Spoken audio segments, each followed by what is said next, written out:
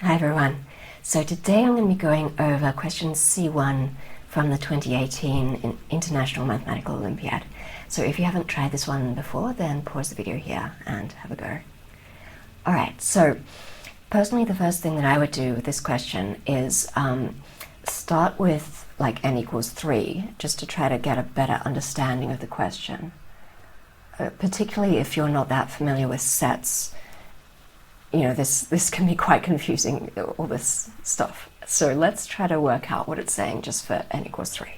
So we want to prove that there exists a set S of 2n positive integers, so that would be 6 if n is 3.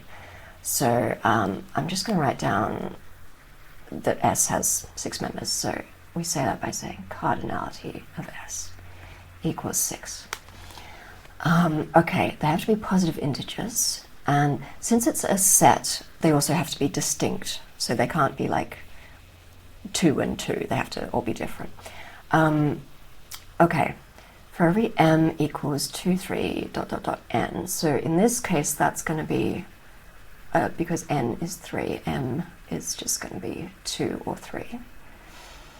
And we want S to be able to be partitioned into 2 subsets with equal sums of elements, with one of subsets of cardinality, m. Okay, so what does that mean? So when m is 2, we want to be able to split S into 2 groups, one of which will have 2 elements in it. So when I was like figuring this out, what I did was I just drew a little thing like this to represent that this set of 6 elements had been broken up into 2 groups, with one with 2 members and the other one with 4. And then when m is 3, it's going to be that they both have 3 members. So drawing a picture is really helpful with all sorts of different mathematical problems. It's usually a good idea. So I found this very helpful to wrap my head around what this was saying. Okay, so then what I did next was just try to think of some numbers that would work for this. So we want to think of 6 numbers that can be arranged like this or like this, where each little group, each subset, has an equal sum. So the sum of these two has to equal the sum of these two, and then we have to be able to rearrange it so that the sum of those equals the sum of those. So what I got was 13, 16, and 4, 5, 8, 12. So that was the set I came up with that works. So these add up to 29. These also add up to 29, and then you can rearrange them so that they're like this. And as you go through this process, well, personally for me anyway, I tend to have to reread the question several times to make sure that I've actually understood it properly. So that's a good idea, because I find that most of my errors in exams are just from not quite reading the question properly. Okay, so why am I doing this for n equals 3? How does that help us? Well, what we really want to get to prove that there exists a set S for any value of n greater than or equal to 3, what we want is a sort of a formula to generate S that's going to work for any value of n. So this kind of, what I'm doing here isn't really directly useful, but it's useful because it gives you ideas for how to kind of get this formula for S. I mean, what I noticed in this was that it's kind of like I've replaced the 16 with the 4 and the 12 when I rearranged things. So it's like what we want is to have one of the members of the set be equal to the sum of 2 others. So that idea is going to be useful going forwards.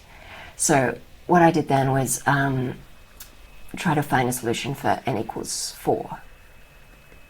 Or like maybe get a better idea of what this is saying for n equals 4, because it's kind of like there's not very many of them for n equals 3.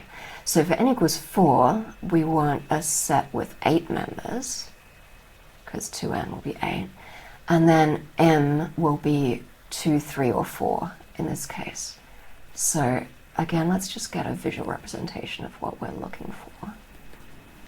for m equals 2, we want to have one of the subsets have cardinality 2. So let's just represent that like that. So we want 2 members in that subset, and then the rest over here.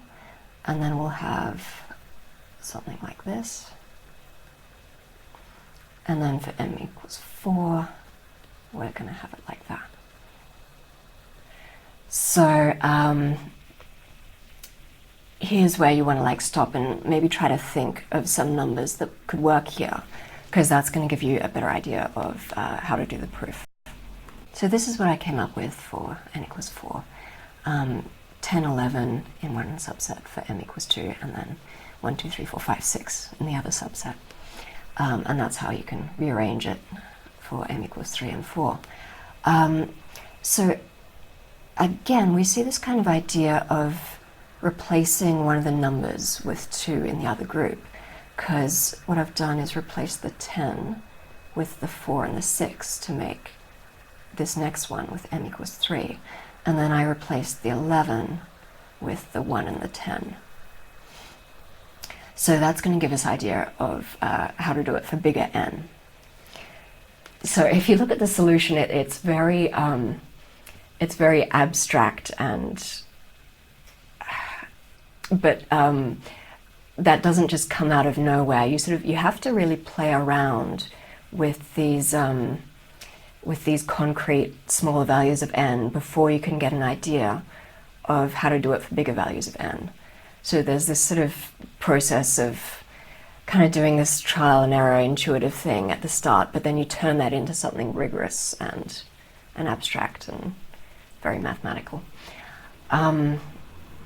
Okay, so then what I did was what I want to do is turn this into like a more serious formula or process that's going to work for any value of n.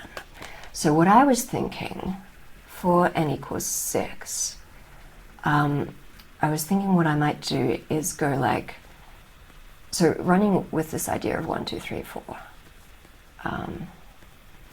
And then what I was thinking is, like, since we want all these numbers which are the sum of 2 other numbers, what I might do is go, okay, 3 plus 4 makes 7. And we don't need every single number to be the sum of 2 others, but, just sort of some of them. So I was thinking, for the next one, maybe we just increment this. We just go up to the next distinct number. And then we could have these 2 added up. And then the next distinct number. And what do we want? We want 12. So I've got 8 so far. Okay. So maybe then we add these up. 31, 32. And then add these up again. 63. And then for the last number, what you want is, like, I'm sort of doing the partition for m equals 2. So I want to have 2 numbers here that add up to all of this. So for the last number, I just want to have it to be the sum of all of these, which is 56. So this is what I came up with for n equals 6. And here are all the rearrangements of the set. So so here it is for m equals 2, and then we take the 63 and replace it with the 31 and 32 to get the partition for m equals 3. And then replace the 31 with the 15 and 16 and so on. So that's how you get all the partitions. So there's actually lots of different ways of coming up with a rule for creating S. This is just one possible one. But no matter what way you do it, what you need is like a very simple rule that allows you to express it mathematically easily. So this one is not so bad because you can see we've got all these powers of 2 here. So that's going to let us come up with a formula for S. So let's try to do that now. So we could say, okay, so S is going to include all these powers of 2. So let's think about that. We could express that as the sets consisting of 2 to the k such that, now k in this case runs from 1 up to 5, so that's n minus 1. So let's say k is between 1 and n minus 1. So that's all of the powers of 2. And then we've got these ones which are 1 less than the powers of 2. This one as well. So if we want to say, okay, include those as well, we want to do set union. Okay, so then these are 2 to the k minus 1, such that now, in this case, k runs from 1, like this is 2 to the 1 minus 1, up to 6, because this is 2 to the 6 minus 1. So instead of going up to n minus 1, it's going to go up to n. And then we also have this extra 1 tacked on the end. So let's think about how we could come up with a formula for that. So we could think of it as, like, it's the sum of all of these. So it's, and then let's separate that off. So it's 2 plus 4 plus 8 plus 16, and then it's also the ones where it's minus 1. So let's think about.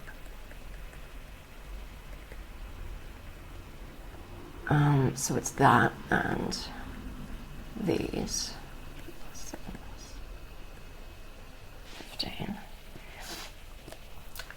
So if you know that, if you go like 1 plus 2 plus 4 plus 8 plus 16, I know that that makes the next power of 2 minus 1. You might have seen that before. So if there was a 1 in here as well, it would be 2 to the 5 minus 1. Since it doesn't include the 1, it's going to be 2 to the 5 minus 2. And then this one is going to be the same, except that it's like 1 less each time. So there's so it's going to be that same thing, but then minus 4, because there's 4 things less. I don't know if this is the best explanation. So what it's going to be in general is that you're going to have, this was for n equals 6, so it's going to be 2 to the n minus 1 minus 2 plus this, 2 to the n minus 1 minus 2, and then this bit would be n minus 2, presumably. Yeah. Because just whenever n gets bigger, there's going to be one more of these things, so this is just, yeah. Okay, so let's simplify this a bit. We've got 2 to the n minus 1 and another 2 to the n minus 1, so that's 2 times 2 to the n minus 1, which is the same as 2 to the n. And then we've got, well, we've got minus n, and then minus 4 and plus 2, so minus 2. So that presumably is a formula to get that last member. So let's just tack that on, like that. And then we've got a nice formula for creating S. And then we just have to prove that that works for any value of n. It actually doesn't work for n equals 3, unfortunately, but that's okay. We can just do like a little exception for n equals 3. We can give the solution that I gave at the start instead, and that's fine. Okay, so there's a couple of things we have to prove to show that this works. We have to sort of state what the ways of partitioning it are, and like why they add up to half of the sum of the whole set. But we also have to show that all of these are distinct, because if there's a repeated element, then it's not really a set. So you can see that all of these ones are different from each other, because like these are all even and these are all odd, so that's fine. But this one's a bit of a problem. What I want to do is show that it's between the biggest one of these and the biggest one of these. So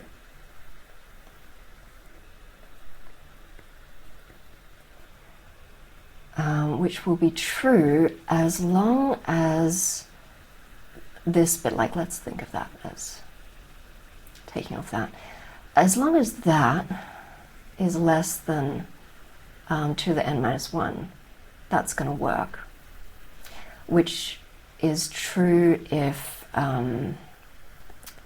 if n is actually bigger than 3. When n equals 3, it doesn't work. So we'll just have to do an exception for that.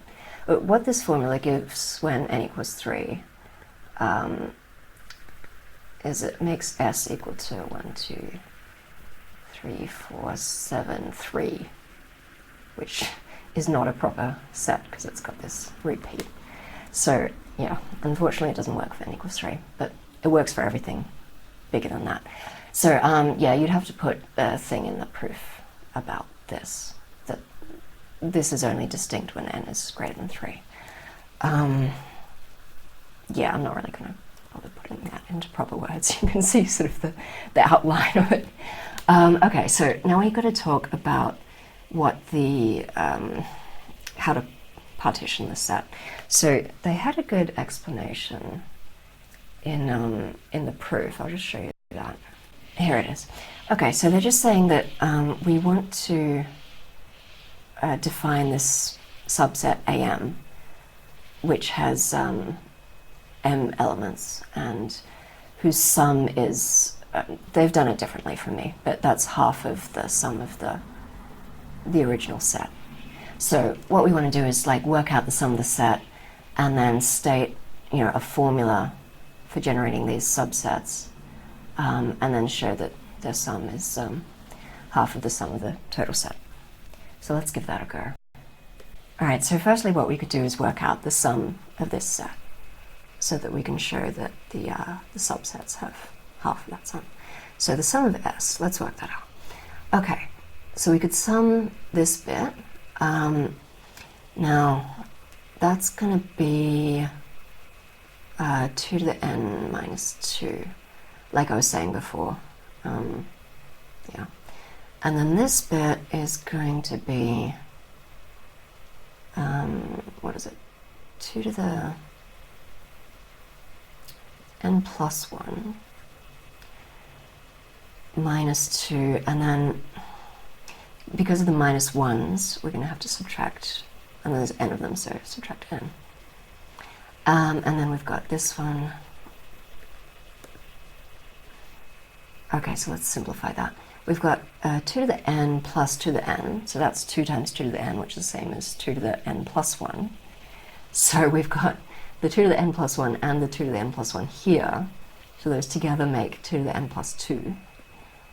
And then we've got minus 2n from those, and then we've got all these 2's, so minus 6. And actually, let's halve that. Let's take a 2 out the front, because what we want to show is that all of the subsets in the partitionings, that they have half of this sum. So we want to show that the sums are this. Okay, so we've got the sum of S. That's good.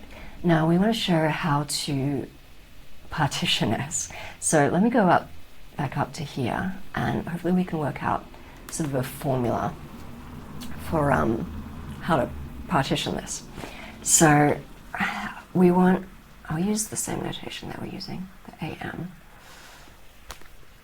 So let's look at what's going on here. We've got the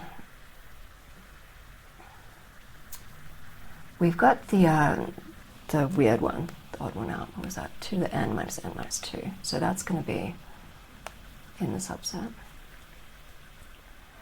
And then we're going to have, so let's just look at these and see if we can see a pattern. So for m equals 6, you can see we've got all these powers of 2, and then we've got one of the odd ones. So you can kind of see the pattern there. So we want powers of 2, okay, so let's say 2 to the k, such that, now,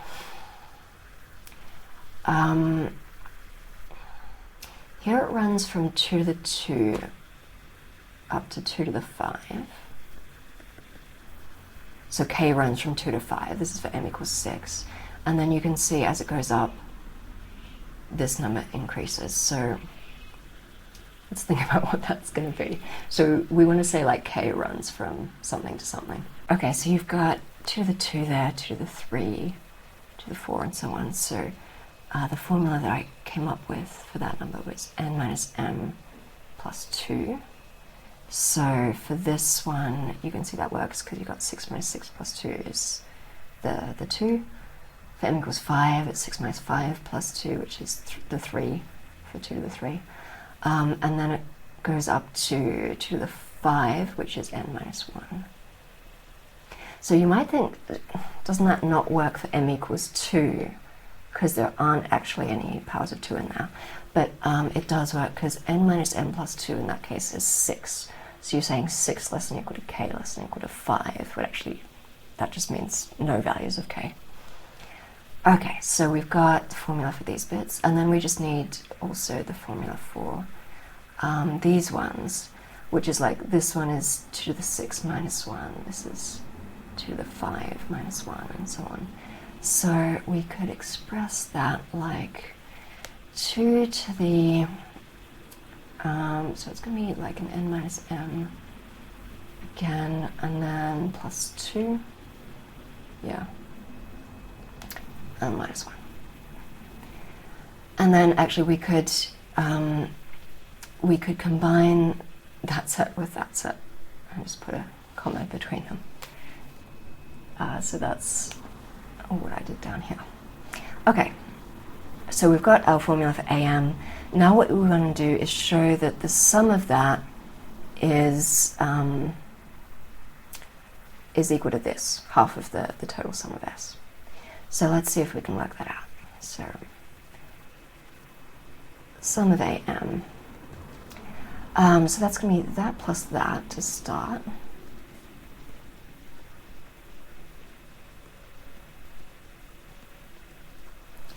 And then we're going to have to sum this. So if you think of that like,